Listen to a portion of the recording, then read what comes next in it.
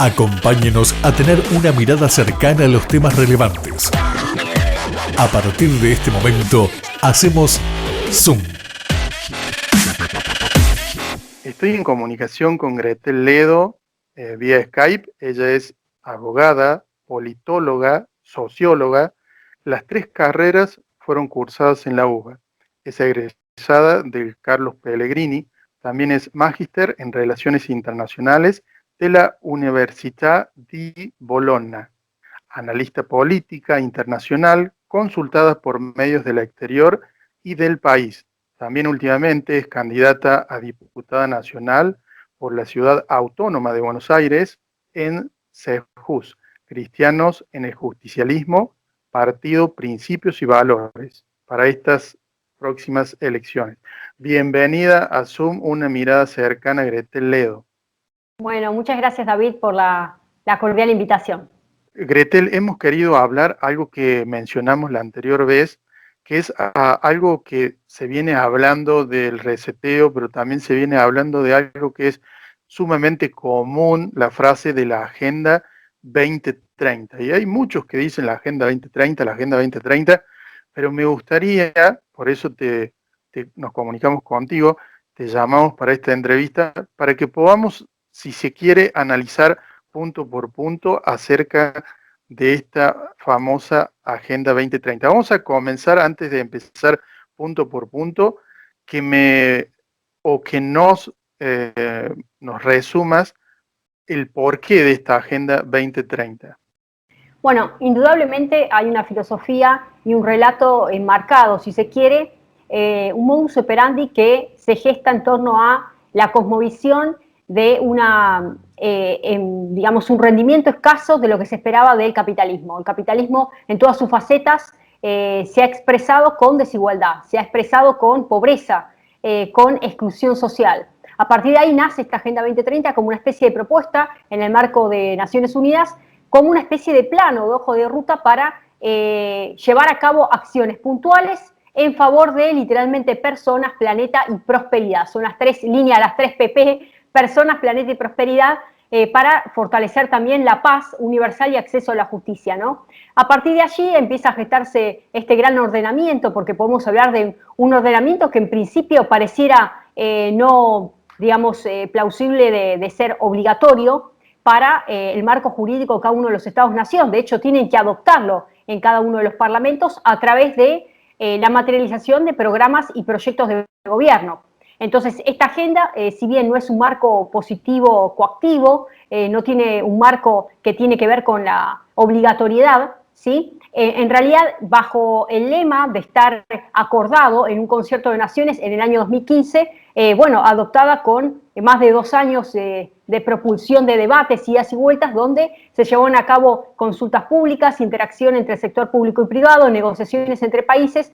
A partir de ahí se adopta la resolución 70/01, por 193 países aprueban esta agenda adoptada el 25 de septiembre del 2015, que es la Agenda 2030, y a partir de ahí se adopta un mismo lenguaje, un mismo método y un sistema de rendición de cuentas ante la ciudadanía de manera global. Entonces, esta instrumentación bien mecánica, bien organizada, sistematizada, va a cobrar una especie de cuerpo normativo, si se quiere, a partir de estos 17 ODS, que son los Objetivos de Desarrollo Sostenible, con metas puntuales a ser alcanzadas, ¿no? Con un horizonte de aquí al 2030. Y un poco, digamos, esta adopción va a decir, bueno, estamos resueltos a finiquitar con la pobreza, con el hambre en todo el mundo de aquí a esa fecha, y hay que combatir flagelos. ¿Cuáles son los flagelos? Obviamente, fundamentalmente la desigualdad en la distribución de la riqueza, la pobreza, la exclusión, y se quiere una reconversión del sistema capitalista. Pero hay que ver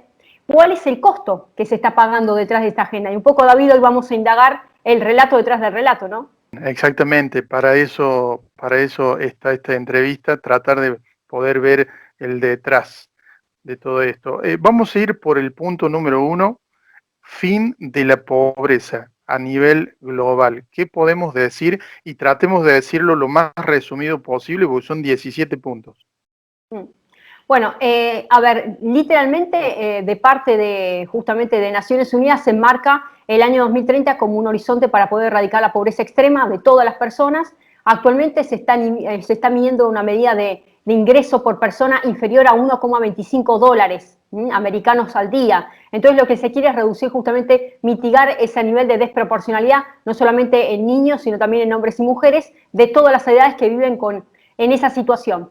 Pero ¿cuál es la filosofía que se desprende detrás de esto? Bueno, justamente está vinculado a que los bienes y los recursos son escasos, ¿no? Y un poco las necesidades son ilimitadas. Hay un principio que seguramente muchos lo conocen, que se llama el principio de escasez de la economía. Este principio reza lo siguiente: indica que las necesidades de las personas obviamente son ilimitadas, los recursos son escasos, entonces la única forma de hacer posible esta satisfacción de necesidades para todos es considerando, y ahí está la otra lectura, que las personas, como esa necesidad es ilimitada, se puede traducir en recursos humanos, ¿sí? Que van increyendo.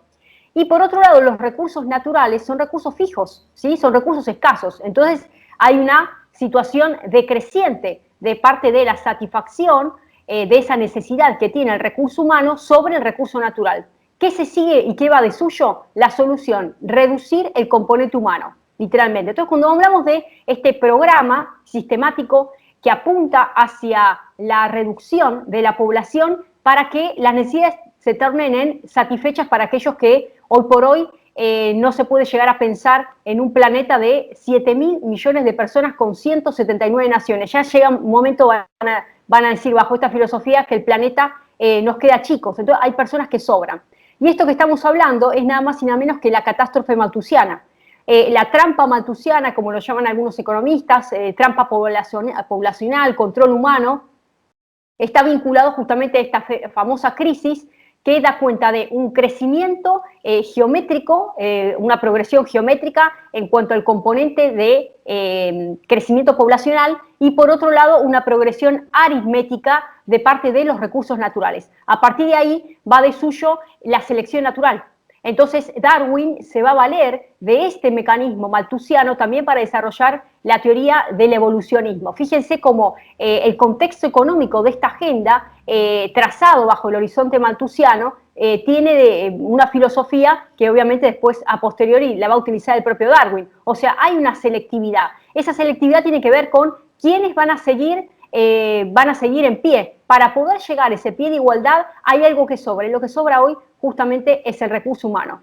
Por eso cuando se está hablando del fin de la pobreza, en realidad hay una filosofía que tiene que ver con cómo frenar el crecimiento poblacional. Hay diferentes aristas que la vamos a ver a lo largo de la agenda, pero sobre todo está apuntando hacia lo que es una planificación familiar ordenada, léase. El índice de reproductividad familiar está totalmente colocado en tela de juicio. ¿Cuáles son los mecanismos para deshacer todo lo que tiene que ver con la reproducción humana, con la familia? Está vinculado justamente a dar una respuesta y una salida que para ellos es totalmente genuina, y es cómo frenar este crecimiento poblacional teniendo en cuenta justamente la escasez de los recursos naturales. Entonces, el principio y la filosofía es el principio de escasez. Y va de suyo justamente esta teoría, que ya la elaboró en 1798 este eximio economista británico, que podríamos decir así, eximio de alguna manera, y digamos elaboró esta teoría que tiene que ver con la supervivencia y con la especificidad respecto a quiénes son los que tendrían que estar en condiciones de continuar o no adelante, ¿no? Bien, el punto número 2 de esta Agenda 2030 que proponen al mundo dice hambre cero. Bueno, este punto es sustancial, porque en realidad la filosofía está vinculada justamente a cómo hacer para modificar los patrones de consumo respecto a la conducta que tenemos los seres humanos a la hora de consumir o no determinados bienes, ¿no? Fíjense que hay toda una filosofía que está vinculada a lo que son los alimentos transgénicos, ¿no? Bajo este estereotipo que tiene que ver con el cuidado del ambiente. Estamos hablando de todo tipo de actividad humana provoca un impacto ambiental. Entonces, también la actividad agropecuaria tiene una huella ambiental. ¿Cómo hacer para reducir la modificación de los niveles de consumo de carne que está digamos, hoy por hoy, bueno, generando un nivel de emisión y de toxicidad al ambiente, va a decir justamente esta agenda, cómo hacer para modificar ese patrón de conducta a partir del cual se provoque un menor impacto hacia el ambiente. Bueno, a partir de la modificación de la cultura del consumo de comestibles. Y eso está vinculado justamente a este programa de Hambre Cero.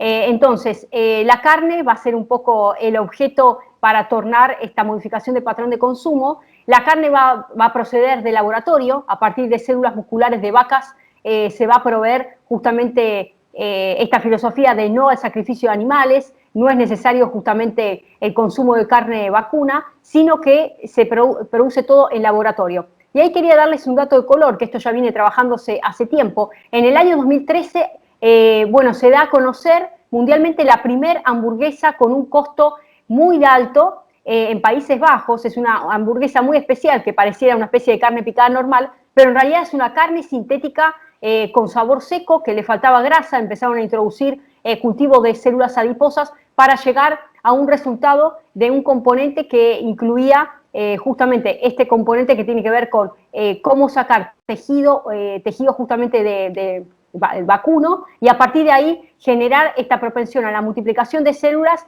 y hacer una especie de símil de carne vacuna, ¿no? Se crea esta primera hamburguesa en el año 2013 con un costo de 250.000 euros. Fíjense cómo ya desde 2013 se viene explorando en laboratorios. Hoy ya esto es una realidad, ya se está dando. Bueno, y hay varios restaurantes que lo están inaugurando como una especie de estrategia nueva. Ya en Norteamérica se está vendiendo este tipo de carne, este tipo de consumo, que vienen con esta filosofía de cómo erradicar para siempre el consumo de carne animal por nuestro bien y por nuestro planeta. Esa es un poco la filosofía por el impacto que tiene el consumo de carne vacuna, ¿no? Entonces lo que se quiere es reducir el ganado, reducir la cantidad de envases que se desechan y reducir los desperdicios de alimentos, digamos, ¿no? Entonces, de alguna manera, va a ser una carne que es con minerales específicos, es una carne totalmente sintética, sin contaminantes, y bueno, obviamente que no va a tener el gusto de una carne normal, porque convengamos que una carne normal también tiene, bueno, todo lo que es el tenor graso, vasos sanguíneos, y una serie de lo que es sabor, textura, que una impresora 3D no va jamás poder llegar a imitarlo. Entonces, esta filosofía del hambre cero radica en cómo hacer para que el consumo no esté enfocado sobre lo convencional, vinculado a erradicar patrones de consumo sobre lo que es la carne ovina, la carne, bueno, de todo tipo, bueno, carne, bueno, también todo lo que es aves. Todo el sector cárnico quiere ser erradicado para que sea totalmente sintético. Y esto va de suyo lo que es la filosofía de la alimentación transgénica, que eso va a tener un impacto directo sobre la genética humana, por supuesto, ¿no? El punto número 3, Gretel, nos habla de salud y bienestar. Bueno, salud y bienestar. La verdad que, bueno, hablar de un programa de salud y bienestar va de suyo con la misma filosofía que recién estábamos hablando, la filosofía malthusiana, ¿no? Hoy por hoy resulta costoso mantener en vida, si se quiere, con buena salud, va a decir esta agenda, si se quiere, al sector de la tercera edad. O sea, todo lo que es el sector de tercera edad, que es el sector pasivo en términos económicos, está la PEA, que es la población económicamente activa, y está la población pasiva, es costoso para el sistema.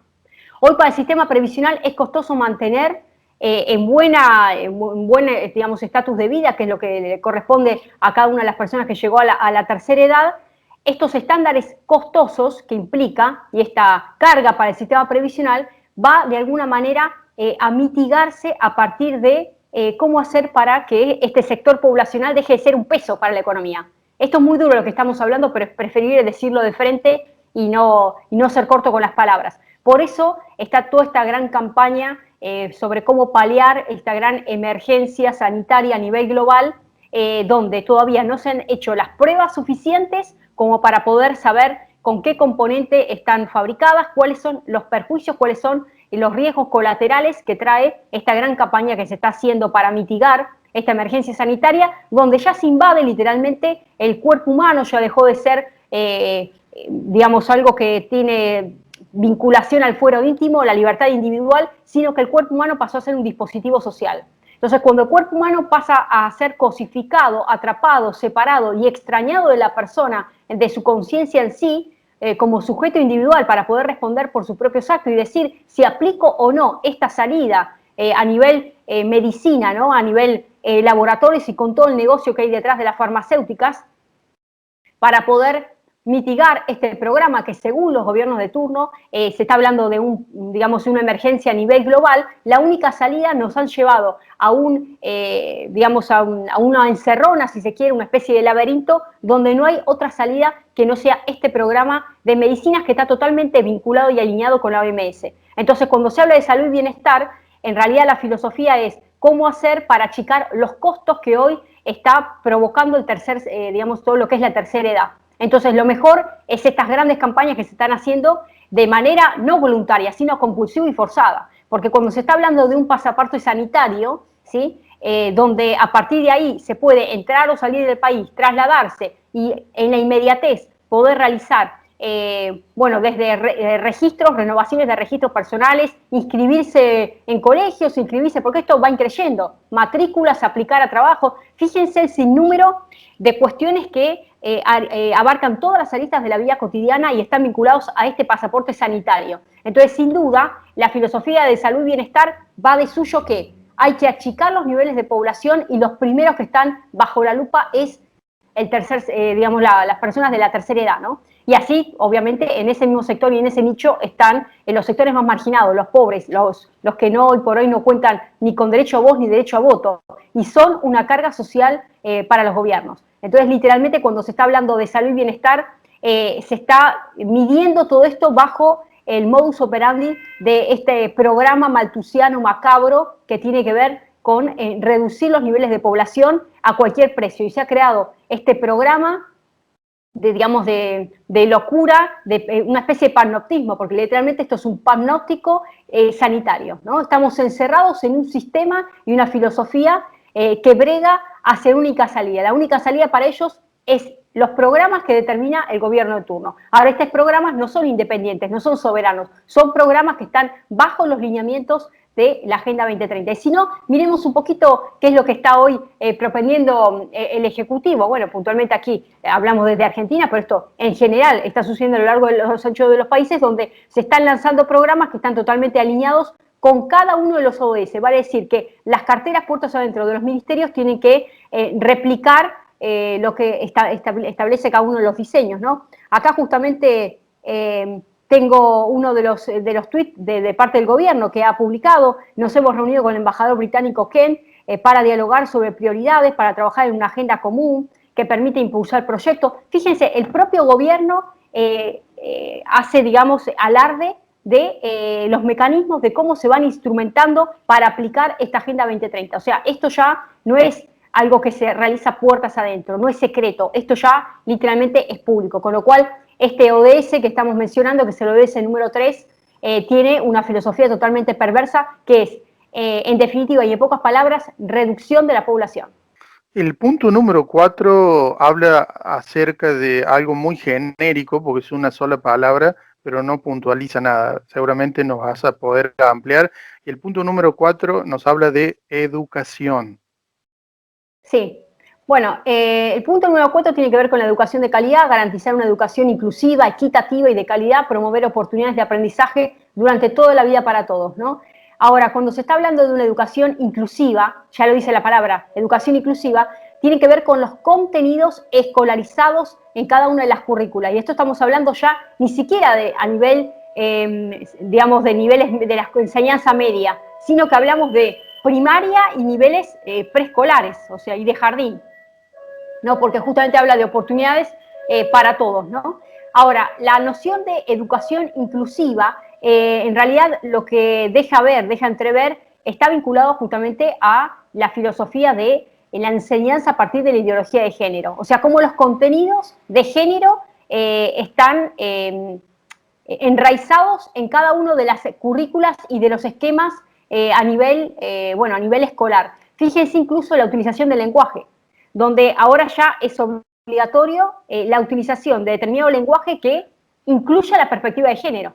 O sea, la inclusión de la perspectiva de género en la literatura, en la manera de expresarse, en la manera de, bueno, de dar un examen, incluso de expresarse oralmente, porque ya no hablamos ni siquiera de lo escrito, o sea, todo lo que es la RAE, la Real Academia Española, ha quedado totalmente destrozada, desmenuzada, donde hablamos de esta educación de calidad y de la inclusividad de contenidos educativos como una especie de religión. Esta nueva religión tiene que ver con el sentido de la hermandad casi masónico, ¿no? Donde hay una filosofía que abraza el sentimiento de la inclusividad despedazando cualquier tipo de singularidad, abrazando lo colectivo por encima de las individualidades, por encima de las situaciones identitarias, de los valores y principios que cada uno de nosotros portamos desde pequeños, de una formación de la célula básica de una sociedad que tiene que ver con la familia. Entonces, hoy el sistema educativo se ha tornado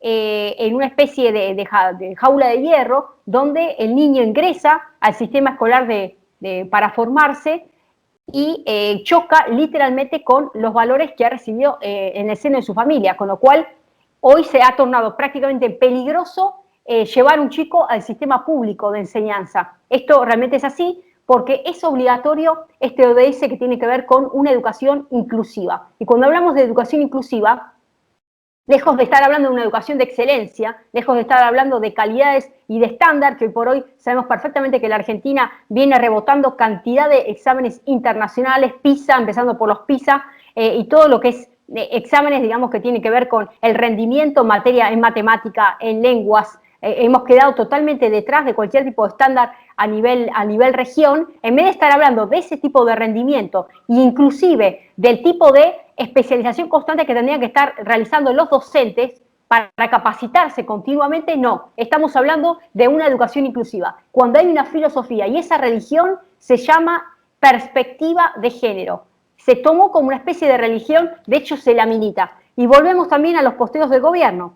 Leo posteo del gobierno. El Ministerio de Educación y la Fundación Open Society acordaron proyectos en conjunto. Esto está publicado con fecha 5 de marzo del 2020 en la página oficial de Presidencia de la Nación de Argentina. El Ministerio de Educación y la Fundación Open Society, proyectos en conjunto. Ya cuando uno ve este tipo de anuncios oficiales y se habla de cómo instrumentar este tipo de perspectiva y de filosofía, donde la Open Society tiene un marco que ha allanado todo tipo de camino, se ha allanado todo camino y todo sendero para que se instrumenten programas literalmente foráneos.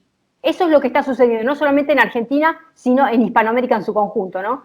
Con lo cual, este punto, el número 4, tiene una filosofía totalmente perversa, ¿no?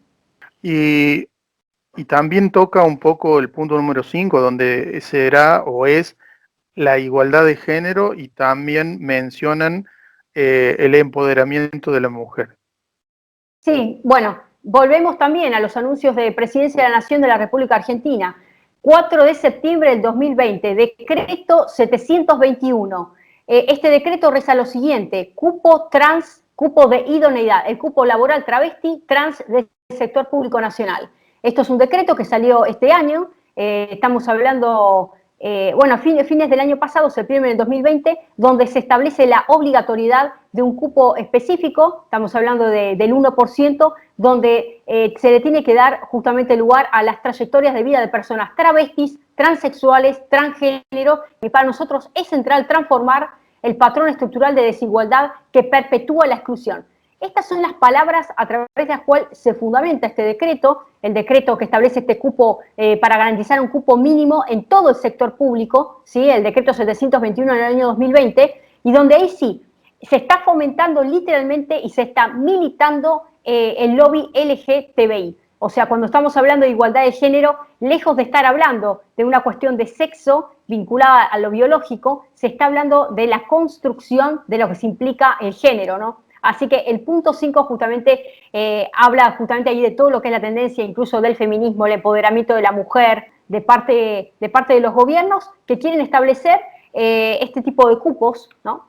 Este tipo de cupos que, lejos de estar contemplando cuál es la situación de la mayoría de la sociedad, están reivindicando situaciones de minoría y están, lejos de estar queriendo separar o estigmatizar, ellos mismos están colocando a partir de esta discriminación que se está haciendo y esta, digamos, visibilidad que se le está dando a estas minorías, una separación total de aquello que realmente justamente la mayoría de la sociedad está comulgando, ¿no? Con lo cual ahí sí, estamos hablando de esta igualdad de género totalmente ficticia y una construcción a partir de una construcción que tiene que ver con la exclusión, ¿no? Con la exclusión es una de las nociones que se utiliza en términos económicos, en términos educativos, en términos sociales y aquí ya en términos vinculados a la sexualidad, ¿no?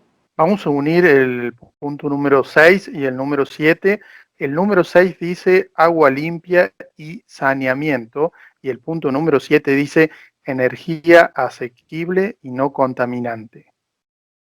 Bueno, ahí, digamos, el parámetro está vinculado a cuáles son las modificaciones que se tienen que dar en torno a la producción de bienes y servicios, teniendo en cuenta este patrón de la sostenibilidad, ¿no? A partir de ahí la filosofía es el abandono de los combustibles fósiles, ¿no? Fíjense que para poder acabar con este proceso de cierre de centrales térmicas, de carbón, de fuel y también de gas natural, se va a estar tendiendo de aquí al 2030 al reemplazo por una nueva matriz, que es la matriz justamente de las energías renovables, y el propósito último es abandonar las externalidades negativas. Se entiende como una externalidad a una actividad con un costo que debe soportar a una persona que en realidad inicialmente no lo escogió, ¿no? Por ejemplo, una externalidad negativa de combustible fósil sería la contaminación atmosférica. Dice, bueno, aquella persona que no elige la utilización de ese tipo de energía está provocando un impacto porque otro la utilizó y me está afectando a mí de manera personal. Hay una externalidad negativa. Otro caso sería un accidente minero, van a decir, ¿no? Por ejemplo, es una especie de consecuencia indeseada por la extracción de minerales. Ahora, cuando hablamos de esta especie de revolución energética, ya el Consejo Europeo de Energía Renovable estableció el objetivo máximo para el 2090. ¿Cuál es el objetivo? Eliminar todo tipo de uso de combustible fósil. Y las energías renovables que se están impulsando, esta nueva matriz que va la eólica, la solar, hidráulica o hidroeléctrica, biomasa o biogás, que es la energía que se extrae por materia orgánica, y la energía mareomotriz. Ahora, este proceso que tiene que ver con esta reconversión trae unas consecuencias y un impacto muy importante para la economía. Porque acá lo que se está sopesando es el tema ambiental, pero se está dejando de lado la situación del sector productivo. O sea, ¿cuáles son los costos económicos que le va a implicar al sector productivo esa reconversión y dejar de utilizar la energía fósil, las energías convencionales, para esta reconversión? Detrás de todo esto existen aquellos que manejan absolutamente toda la baraja, y así como hablamos de determinados nichos que están defendiendo, el ambientalismo es uno de ellos. Y hablamos de un nicho específico, puntual, que está financiado con intereses directos transnacionales, donde también ellos mismos son los que están propugnando esta modificación y este rearme hacia lo que es el viraje hacia las energías renovables. O sea, hay proyectos específicos de vinculación, por ejemplo, a lo que es la eficiencia energética. O sea, aquellas empresas que proveen de lo que es la reconversión de nuevas matrices energéticas son las que proveen todo este recambio. Entonces se plantea, por ejemplo, edificios inteligentes, ciudades inteligentes o smart cities, ¿no? Ciudades sostenibles. Cuando hablamos de una idea de ciudades sostenibles es cómo reducir cualquier tipo de huella o impacto ambiental en actividad humana, en actividad, por ejemplo, o en producción agropecuaria. El ganado tiene un impacto directo de emisión de dióxido de carbono. Entonces, lo que es consumo de carne vacuna, lo que es el propio ser humano, que también provoca una emisión y también deja una huella ambiental, lo que son actividades productivas, actividades industriales, todo está vinculado hacia cuál es el grado de contaminación y de polución que se genera de manera atmosférica y cuáles son los grados para poder mitigar. Bueno, la reconversión energética es uno de ellos, cuando en realidad ni siquiera está medido a ciencia cierta de qué tipo de impacto puede llegar a provocar digamos, el obrar humano de manera tal que se coloca en un estándar totalmente más elevado la situación de protección ambiental. Con esto no queremos decir que las actividades de desarrollo humano no se desarrollen de manera totalmente armoniosa con el cuidado del ambiente. De hecho, tiene que haber un cuidado del ambiente, pero tiene que haber una convivencia pacífica, un ecosistema en todo esto, entre la actividad humana, actividad productiva y el cuidado del ambiente. Ahora, cuando uno de esos estándares está por encima del otro, ahí se produce el perjuicio directo. Y es lo que está sucediendo con estos ODS, con ambos, tanto el número 6 como el número 7, que se está hablando de agua limpia y saneamiento, y en realidad se va a empezar a cobrar prácticamente el agua. O sea, ya el agua va a ser un recurso que literalmente es de pocos, ¿no? Entonces todo se termina subsumiendo en lo mismo. Es el ser humano el que sobra, el componente humano es el que sobra, el componente poblacional, ¿no? Y lo mismo pasa con el tema de las energías, ¿no? Hay una modificación y un viraje a nivel planetario que se está dando, y esto va a tornar justamente en un nivel de desigualdad y de quiebre total. Si hasta ahora gran sector, parte del sector productivo está quebrado, con esto se va a producir un quiebre mayor, magnánimo, porque para que exista esa reconversión, no todos van a producir bienes y servicios ambientalmente amigables, ¿no? Como quien dice, amigables con el ambiente. Entonces se ha tornado el ambientalismo en una especie de medida paraarancelaria. Y es difícil entablar una relación, incluso bloque a bloque, a nivel regional, esto ya lo hemos hablado en varios programas, David, sobre cuáles son los estándares ambientales a la hora de producir, por ejemplo, que tiene el Mercosur y qué es lo que está exigiendo la Unión Europea. Entonces, ahí sí es cuando hablamos de ese abismo y esa brecha ambiental tan fuerte, y son tan altos los estándares que en realidad está disfrazado como una especie de... es una medida paraarancelaria, literalmente, el tema ambiental. El punto número 8 de la Agenda 2030 nos habla de crecimiento económico y trabajo decente. Bueno, el punto número 8 en realidad siempre se subsume en la teoría malthusiana, ¿no? Porque estamos hablando cómo podemos lograr un trabajo decente y un crecimiento económico cuando las necesidades son múltiples y los recursos son escasos, ¿no? Un poco también a lo David Ricardo, la tierra es un recurso fijo, ¿no?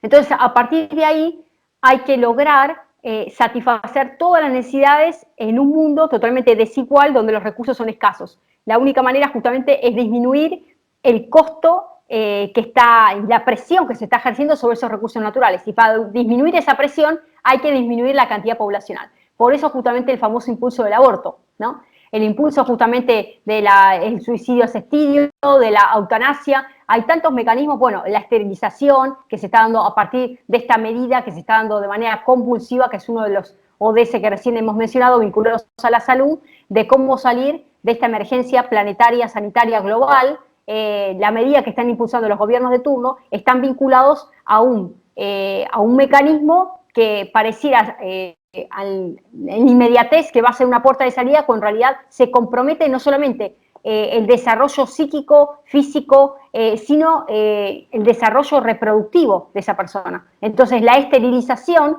también está totalmente vinculada a este patrón para garantizar que lo poco que quede en pie se torne en una especie de trabajo decente y que se garantice el crecimiento económico. ¿Cómo? Disminuyendo el componente poblacional. Entonces menos personas para emplear se va a tornar una especie de trabajo más feliz, ¿no? Y por otro lado, recordemos que ya hay tantos anuncios que se han dado respecto a que prácticamente más del 40% de los trabajos van a estar desapareciendo. Uno de los especiales que hicimos, David, el programa anterior, donde mencionamos el sinnúmero de trabajos que ya van a quedar totalmente en el desuetudo a partir justamente de esta reconversión y la adopción de las nuevas tecnologías, la automatización, la industria 4.0 y cantidad de trabajos que van a quedar fuera, digamos, de los programas de diseño convencionales. Esto va a requerir nuevos perfiles laborales que está asociado a la robótica, a la programación, a la tecnología.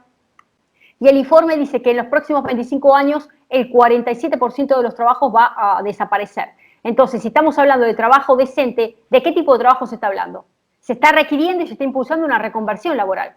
Ahora, esa reconversión laboral no todos los países están ni dispuestos ni disponibles, ni en el aquí y ahora, ni en el mediano plazo. ¿Me explico? Porque no es que se vino preparando generacionalmente a los jóvenes y a las edades que estuvieron en tiempos de escolarización como para poder asumir ese rol activo en el término de la nueva digitalización que se está propendiendo, ¿no? Entonces, por eso hablamos de un trabajo decente para pocos. En realidad, fuera de ser un trabajo decente para muchos, va a ser totalmente exclusivo. Y ahí sí volvemos a la situación darwiniana de el sálvese quien pueda, ¿no? Es una cuestión justamente de sostenibilidad en el tiempo que está vinculado a la supervivencia. Hasta aquí, Zoom, una mirada cercana a los temas relevantes. Visítenos en Facebook, Zoom, una mirada cercana.